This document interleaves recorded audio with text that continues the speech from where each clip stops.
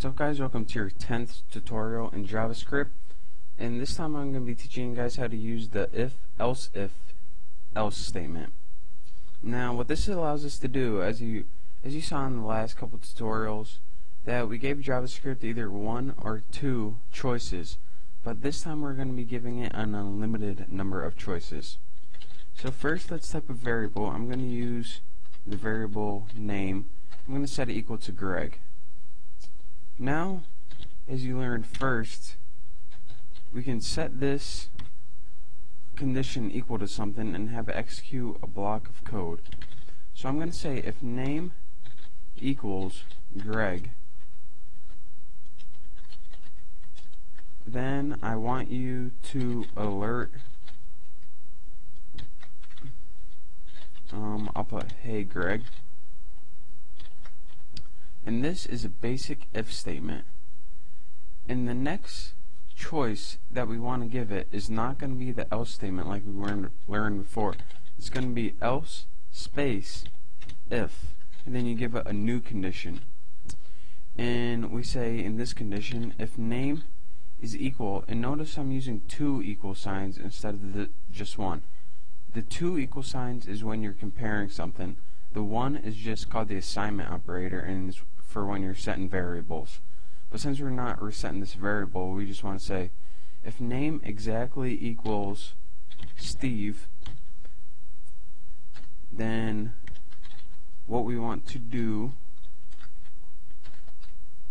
is alert hey Steve-o. That's what we'll say. Now this is what we're telling JavaScript right now. If the name equals Greg, then give us hey Greg. Else, if the name equals Steve, then tell us hey Steve-o. And for this else if, you can do this as many times as you want. You can do it just once, or you can do it 100 times, each with a different name and a different command. I'm only going to do this once, because I just want to teach you guys the basics first. But any time you want to end your else if statement, you end it with the syntax else, and you don't need any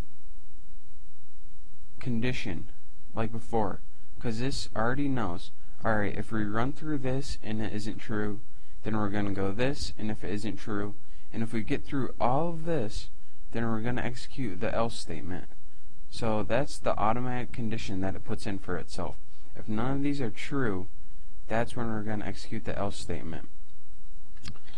But we still need to give it something to do if they are not true.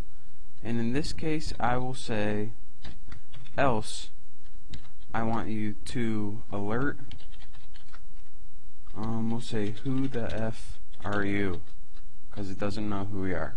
Didn't get the right name. So let's go ahead and save this, and as you can see right now, our variable name is equal to Greg, so it should execute hey Greg.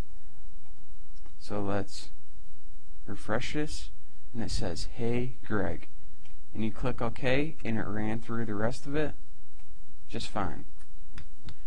But again, let's set this equal to Steve, and what's going to go say if name is equal to Greg. No, it's not that, so I don't want to do that. Else if name is equal to Steve, and then it's going to say yes, the name is equal to Steve, so I'm going to output hey Steve-o. So let's save this, refresh it. As you can see, it skipped Greg and went right to Steve-o, and that's what we wanted. And again, if this name is Bobby or something, or Bobney as I type, that's alright, we can leave it as that.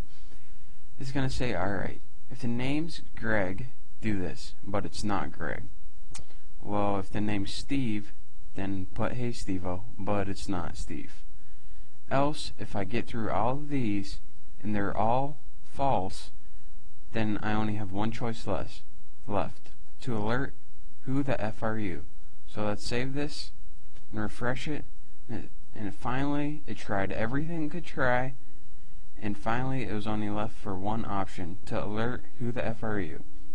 So that is how you can give JavaScript a bunch of choices on how to do different commands using the if, else statement. So study this and practice it and watch my next tutorial. Thanks.